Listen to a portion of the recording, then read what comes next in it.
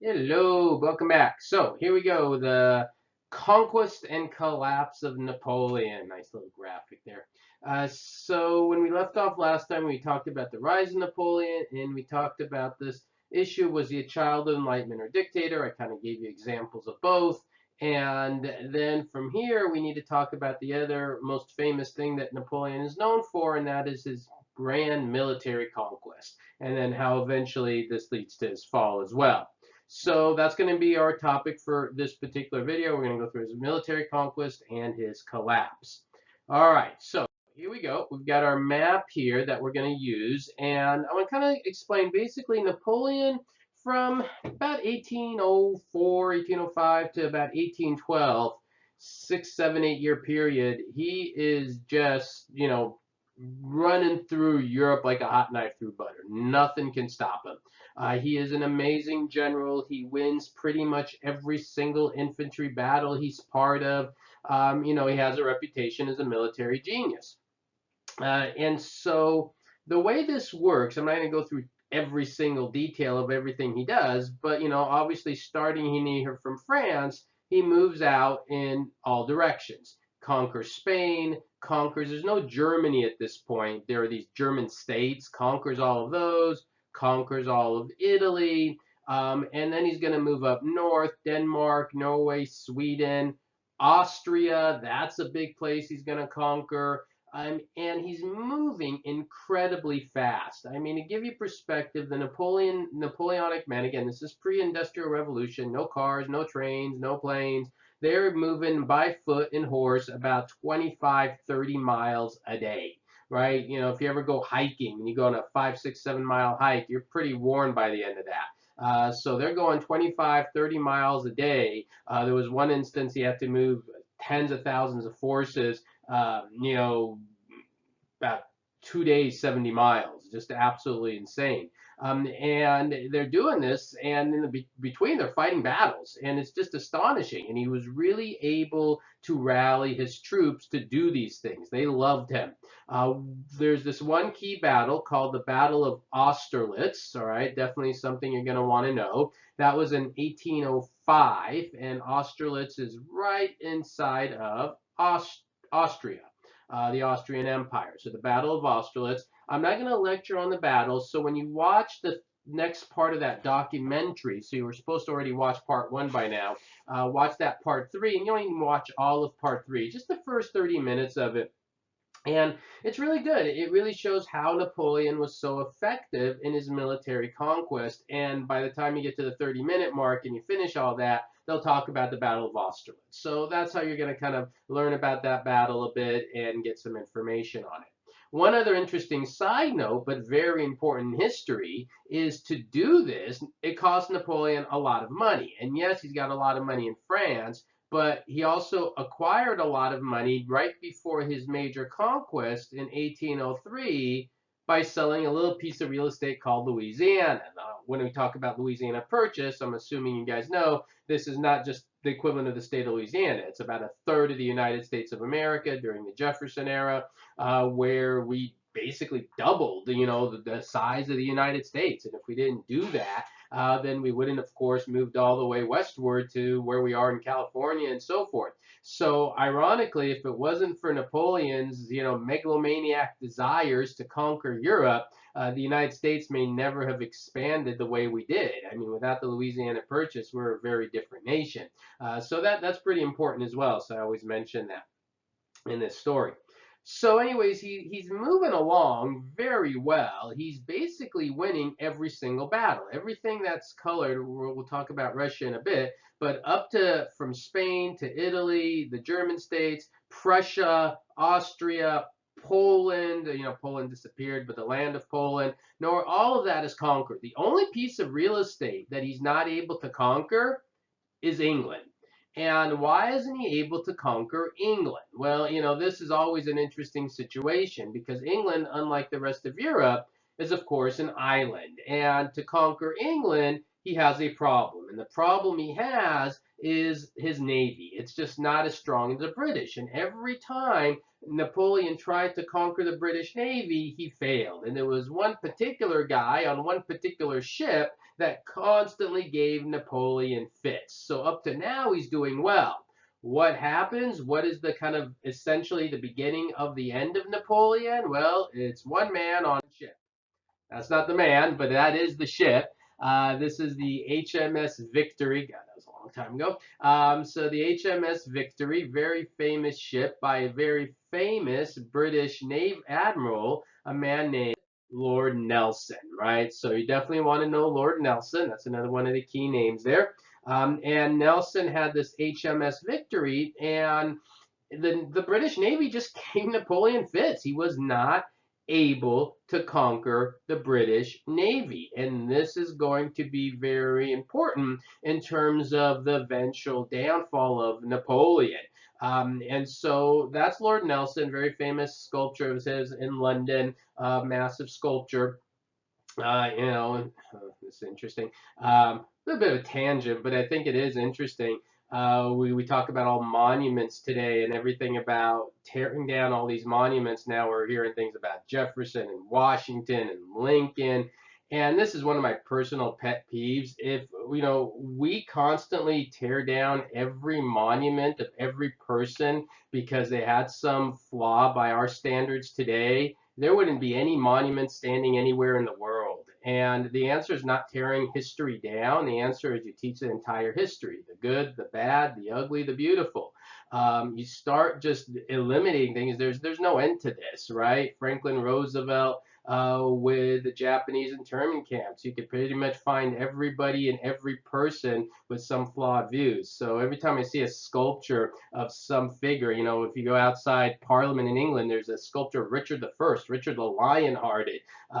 He was a horrible person by today's standards, right? I mean, there'd be nothing left standing. The Colosseum would have to be taken down because Christians were murdered in it. It's endless. It's absolutely endless. So I don't know, my little pet peeves as a historian tearing down all the history. You teach it, and it's not even just tearing down; they're taking them out. I saw a report recently they took a Theodore Roosevelt one out of a museum. If you can't even keep monuments in museums, that's kind of scary. So, anyways, a little tangent there. That's my little rant about taking down sculptures. But anyways, this is Lord Nelson, and this is going to be the start of the fall because he was able to have this strong navy. And here's just an image of the HMS Victory, just kind of a cool little picture of it there. This was his ship that he used, the British used. This is just sleeping chambers inside the HMS Victory. That's how they slept, and this kind of the cannons that would be used. So just kind of a few images of the ship inside. Pretty cool place. It's down in southern England in a place called Portsmouth. And so if you ever go to England, try to get out of London. If you ever do travel, get out of the big cities. Some of the best stuff to see is things outside the big cities. So anyway, so that's the HMS Victory. All right, so now what? Well, now we kind of have our last set of keywords here that you're going to need to know. Get all these down because then I'm going to go to the map and I'm going to do pretty much the rest of the lecture on our last map. But these are the stories, these are the words that deal with the fall of Napoleon. So get them all down if you need to pause, right, and write everything down here, and then we're going to move on. All right.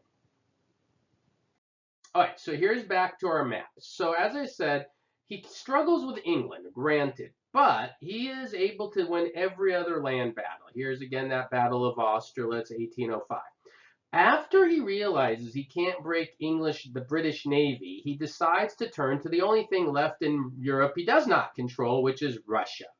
The Russian Empire, massive. And so in 1812, right, 1812, he takes what is called the Grand Army. The Grand Army, you want to jot this down, 600,000 men. 600,000 men, mind-blowing, huge force. And he takes these 600,000 men into Russia to try to break control of Russia. And he moves in 1812, and he's just going in through Russia faster than you could ever imagine. Why? Well, because the Russians actually are not putting up a fight. Why? Napoleon had such a reputation at this point that no one wanted to fight the guy. He wins every infantry battle. So as Napoleon moves in, what are the Russians doing? They are hightailing it out. They're just, I'm out of here. But the Russians were doing one other thing.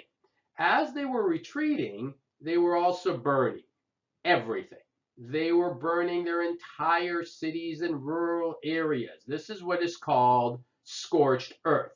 And it was kind of a plan that they were bringing Napoleon deeper and deeper in. And what happens is we go through 1812, June, July, August, September, October, November, December. And as we get to November, December 1812, well, it's Russia. He's almost at Moscow, but it's also winter. And well, if you don't know about the Russian winter, it's pretty nasty. And so now Napoleon's troops are deep inside of Russia. He's been, moving through Russia quickly, but then the winter hits. And then the Russian forces say, all right, now we're ready to fight. And Napoleon's men, for the first time, his infantry is not prepared. And this grand army of his, the 600,000 men, cannot fight in this Russian winter. And they have to do what is called the Great Retreat. And the Great Retreat is the Napoleon's men moving back. And remember, scorched earth. It was horrible. It was a nightmare. We have some good primary sources, one of which is a nice little book, a good supplementary book called The Diary of a Napoleonic Foot Soldier by a man named Jacob Walter. And I'm going to read to you just a couple excerpts here as he describes, this is like 18-year-old kid basically describing what it was like on the Great Retreat. He says, however, we had to prepare our own food from our ration meat and bread. The meat came from the salted ice pits. There was a rumor that it had been stored from the War of 1807. The condition of the meat made the rumor seem credible since the meat appeared bluish black and was salty as herrings. Okay, and give me another example of the type of things they had to do for food. Let me find my page number here. And another one. Here it is. As I walked about within the court, I saw about 20 dead cows, which must have died from hunger and cold. When I tried to cut something off from them with my saber, they were all frozen as hard as rock, and only with the greatest effort did I finally rip a belly open. Since I could cut or tear nothing loose but the entrails, I took the tallow and supplied myself with a goodly amount. The tallow is the fat of a cow. So basically, they're eating the fat of frozen dead cows. Not a surprise, many of Napoleon's men died. How many? Well, by the time he gets back to Poland, which was an area where he had a set kind of a place of safety and sanctuary, of the 600,000 men he started with, he had about 80,000 left. He lost over 500,000 men. Now, guys, they give you perspective. There's only been one war in U.S. history where we've lost that many people, and that was the U.S. Civil War. There's just, these are numbers you see World War I, World War II. This is devastating. And so not a surprise, after the Russian campaign, Napoleon's in massive trouble. So much trouble that in 1813, you get the very famous, what is called War of Liberation or Battle of Nations. I think the key term I put is the Battle of Nations, where the other countries smell blood. Russia, Austria, Prussia, and Britain, all four countries, again, Russia, Austria, Prussia, and Britain, pounce on Napoleon. They pounce on Napoleon. There's this battle that he fights in 1913, and Napoleon finally is not only loses, but is captured. All right, so now Napoleon is captured after this battle. What do they do with him? Well, this is where the story actually, believe it or not, gets a little bit more insane. So they capture Napoleon. Napoleon's very popular. He's not just popular in France. He's popular all over Europe. Because, when he goes into Austria, yeah, he goes in with his army, but he's also going in with a civil code. He's also going in with all these Enlightenment ideas, with all this success. And so one thing you don't do when you capture Napoleon is you don't kill him. Because you kill him, you make him a martyr. So what do? They take Napoleon and say, Napoleon, you're no longer emperor. You're no longer ruler of France. You're going to this island called Elba. Here it is, this tiny little island right next to where he was born, right? There's Corsica and there's Elba. And they tell him, well, you can live on Elba, and they say you could be emperor of Elba. Now, for most people, being an emperor on a Mediterranean island for the rest of your life, what is he, in his 40s now, being taken care of hand and foot for the rest of your life on a beautiful Mediterranean island, sounds good. Um, but for someone who's just ruled over, all of Western Europe and a good chunk of Eastern Europe, Elba kind of bores him very quickly. Now, when they put him on Elba, they tell him you can go on this island, you can't have a military, so no forces, but you could be emperor. So what does he do? He spends about a year in Elba. Then, oh, wait, next part of the story before I get on. Who's in charge of France? Well, the person the British put in charge of France is Louis. Louis the 18th, right? So now we got Louis the 18th. He comes in to become the new leader of France. Who is Louis the 18th? He was the brother of Louis the 16th. And he is now the new king of France. So after everything that's happened, they've restored the Bourbon family, and Louis XVIII is supposed to rule now as a constitutional monarch in France, right? So the Bourbon family, who remember the last one was beheaded, not too popular in France, that's the guy in charge of France. So Napoleon's in Elba, he gets bored in Elba. He leaves Elba, he just leaves the island, and he starts to make his way back to, well, he's trying to go back to Paris, right? Back to France and back to Paris. Word spreads. Napoleon has left Elba. Who's worried? Well, Louis XVIII. Louis XVIII likes being king of France. And so the story goes, they're going to love this. So Napoleon is making his way. Louis hears this. What does Louis do? Louis sends a small military force to intercept Napoleon. Napoleon doesn't have an army. He's got a few men with him, and that's it. So there's this military force. They come in contact with Napoleon. Napoleon sees them as they meet, and their job is to arrest Napoleon, put him back on Elba. What does Napoleon do? He talks to them, and he tells these troops that intercept him, Louis is not your leader. I am your leader. I am the one who built the bridges. I am the one who gave you the civil code. I am the one who restored glory to France. I am your real leader, not Louis. And they look at him and go, yes, you are. They join him. At which point, Louis hears this, sends more men. So he sends a second group of soldiers to intercept those men with Napoleon. What do those men do? They join Napoleon as well. At which point, Napoleon sends a letter to Louis XVIII telling him, stop sending troops against me. I have all the men I need. And with that, Napoleon enters France. Louis doesn't even put up a fight. Louis just flees out of Dodge, and Napoleon is back in control of France in 1814. What's the rest of Europe thinking? Oh, crap, here we go again, right? And so there's Napoleon. He's in France. He's already starting to rebuild his military. And what happens at that point is the Europeans don't wait, especially the British. The British are not going to give him a lot of time.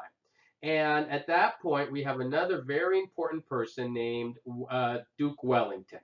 And Duke Wellington, he is going to lead the British on another battle against Napoleon, a battle in Belgium.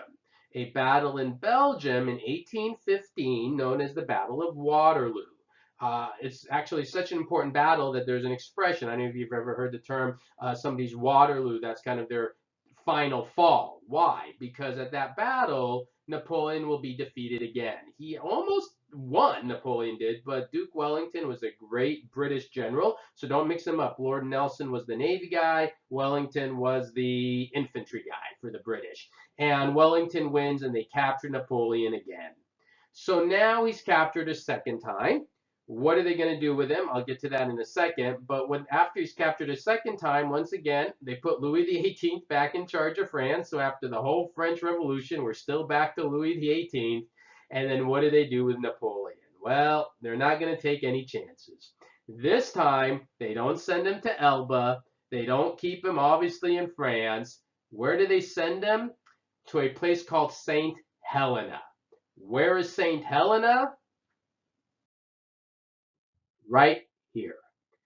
It is a little tiny volcanic island, former volcanic island, off the South Atlantic Sea. So here's France, here is St. Helena. And that's where they're gonna stick Napoleon. And there he's not emperor, there he's a prisoner. The island is something like 5 miles by 10 miles in size. It's like an ashtray. And he's living on that island guarded by 2 British ships that are circling the island 365 days a year until, for the next like 7 years, until Napoleon dies on that island. If you don't think he scared the living daylights out of everybody in Europe, well, this final fall of his in St. Helena is a story.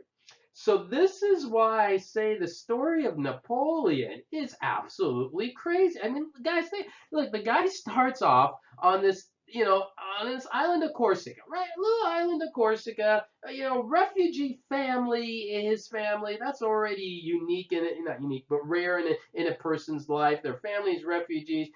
He hates the French, and then he becomes king, first consul, then he becomes emperor, then he rules over all of Europe. Then he goes back to exile, leaves exile, retakes control of France, and then he ends his life on this miserable island where he finally died of natural causes. Cancer, we believe, is what brought his final death. And so, just like I said, like an absolutely crazy little roller coaster ride of a story. So that's it. That's Napoleon. That's his rise, his fall, child of enlightenment, dictator. So you have the informations from my lecture here. And of course, you also have the documentary stuff. For the documentary stuff, definitely the first part you could kind of interweave into your essay in terms of his rise. The next part on the Battle of Austerlitz and his military, if you work some of that in there, fine. I'm not too concerned if you work that stuff in it. That's more just to get a feel. And it's a four-part series. If you really like it, you can watch all of it. You don't have to. I'm sure you can find all of it there on YouTube. So anyways, that's a little life story of Napoleon. I hope you enjoyed it. If you have any questions, as always, let me know. Thank you.